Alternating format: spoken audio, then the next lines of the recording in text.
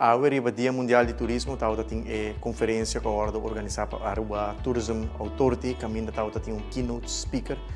que dará keynote speaker hopi renombrado, que tem ampla experiência em hospitality, que tauta dono de melhor restaurante no mundo, situado na New York, tauta keynote speaker que aduna hopi inspiração, duna hopi tips com Aruba, mestre trata nos hóspedes, nos turistas, é tão bonita, mas ainda também como a oportunidade como ministro de turismo para expressar nos gratidão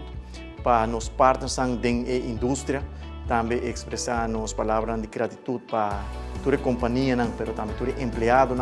que trabalha com amor, com paixão, com dedicação, com energia para o êxito de nosso turismo. Turismo é nosso único pilar econômico, turismo é o driver principal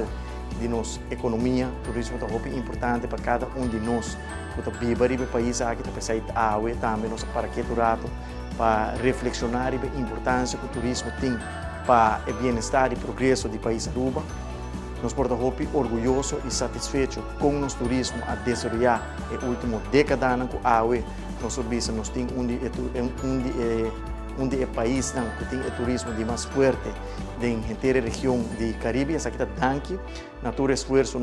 de nos partners e também todos que trabalham na indústria.